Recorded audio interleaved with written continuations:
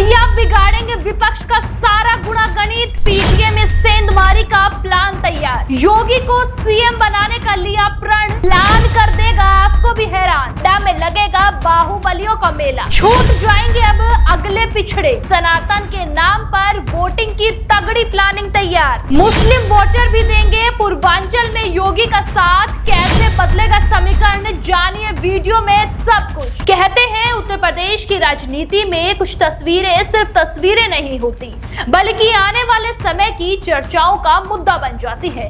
दोस्तों, इन दिनों कुछ ऐसी ही चर्चा कुंडा से निकलकर पूरे प्रदेश में फैलती दिखाई दे रही है। वजह है जनसत्ता दल लोकतांत्रिक के मुखिया और कुंडा के प्रभावशाली नेता राजा भैया और बागेश्वर धाम के पीठाधीश्वर पंडित धीरेन्द्र कृष्ण शास्त्री के बीच बढ़ती निकटता को लेकर चल रही राजनीतिक बहस। दोस्तों, कुछ समय पहले हुई मुलाकात और फिर उसके बाद कुंडा में प्रस्तावित धार्मिक आयोजन ने राजनीतिक गलियारों में नई अटकलों को जन्म दे दिया है। समर्थक इसे सनातन से जुड़ा बड़ा संदेश बता रहा है, जबकि विपक्षी खेमे में इसे चुनावी माहौल से जोड़कर देखा जा रहा है। आखिर कौन सा प्लान है, क्या चर्चा है, चलिए आपको सब कुछ वीडियो में विस्तार से बताते हैं।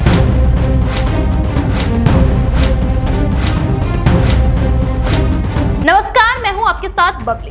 अगर कुंडा के राजनीतिक इतिहास को समझे तो ये सिर्फ एक विधानसभा सीट नहीं, बल्कि उत्तर प्रदेश की राजनीति का एक अलग ही अध्याय माना जाता है। दशकों से राजा भैया का प्रभाव यहाँ कायम रहा है। सरकार बदलती रही है, आई और गई, लेकिन कुंडा में उनकी पकड़ लगातार चर्चा का मुद्दा बनी रही। दोस्तों, यही कारण है कि जब भी राजा भैया कोई बड़ा कदम उठाते हैं तो उसकी गूंज सिर्फ प्रतापगढ़ तक सीमित नहीं रहती। दोस्तों, राजनीतिक जानकार मानते हैं कि पूर्वांचल और उसके आसपास के कई इलाकों में उनकी सामाजिक और व्यक्तिगत स्वीकार्यता आज भी प्रभावशाली मानी जाती है। ऐसे में अगर किसी बड़े धार्मिक आयोजन में प्रदेश भर के संत, कथावाचक, धार्मिक, सामाजिक प्रतिनिधित्व और प्रभावशाली चेहरे जुटते हैं तो उसका राजनीतिक संदेश भी स्वाभाविक रूप से चर्चाओं में आ जाता है। यही वजह है कि प्रस्तावित राम कथा और उससे जुड़े घटनाक्रमों को कई लोग 2027 की राजनीति के जरिए से देख रही है। अब इस पूरे घटनाक्रम का दूसरा पक्ष सनातन की राजनीति से जुड़ा हुआ है। जी हाँ, दरअसल पिछले कुछ सालों में उत्तर प्रदेश की राजनीति में धार्मिक और सांस्कृतिक मुद्दों की भूमिका लगातार बढ़ी है। अयोध्या, काशी और मथुरा जैसे विषयों पर होने वाली चर्चाएं चुनावी परामर्श का हिस्सा बनती रही है। दोस्तों, मुख्यमंत्री योगी आदित्यनाथ भी कई मौकों पर सांस्कृतिक विरासत और धार्मिक पहचान से जुड़े मुद्दों को प्रमुखता से उठाते रहे हैं। तो दूसरी तरफ विपक्ष सामाजिक न्याय, पीटीए और जातीय समीकरणों के जरिए अपनी राजनीतिक जमीन मजबूत करने की कोशिश करता दिखाई दिया। ऐसे माहौल में अगर कोई बड़ा धार्मिक आयोजन होता है और उसमें बड़ी संख्या में लोग शामिल होते हैं तो उसे राजनीतिक नजरिए से भी देखा जाना स्वाभाविक हो सकता है। हालांकि ये कहना कि इससे चुनावी नतीजे तय होंगे अभी जल्दबाजी होगी, लेकिन इतना जरूर है कि इससे राजनीतिक बहस को नया मुद्दा जरूर मिल सकता है। दोस्तों, यहीं पर समाजवादी पार्टी और उसके पीटीए फॉर्मूले की चर्चा भी सामने आती है। देखिए, अखिलेश यादव लगातार पिछड़े, दलित और अल्पसंख्यक वर्गों को साथ लेकर राजनीतिक रणनीति तैयार कर रहे हैं। सपा का दावा है कि सामाजिक गठजोड़ ही उसकी सबसे बड़ी ताकत है, तो वहीं भाजपा और उसके समर्थक मानते हैं कि जातीय समीकरणों से ऊपर उठकर सांस्कृतिक पहचान और विकास के मुद्दे ज्यादा प्रभावी हो सकते हैं।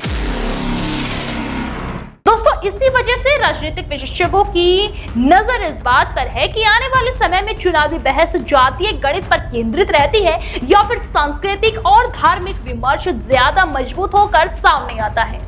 कुंडा में होने वाले कार्यक्रम को लेकर भी यही चर्चा है। क्या ये सिर्फ धार्मिक आयोजन रहेगा या फिर इसके राजनीतिक संकेत भी महसूस किए जाएंगे? फिलहाल इसका जवाब भविष्य के गर्भ में है, लेकिन बहस अभी से ही शुरू हो चुकी है। राजा भैया की राजनीति को समझने वाले लोग कहते हैं कि उनकी सबसे बड़ी ताकत उनकी स्वतंत्र पहचान रही है।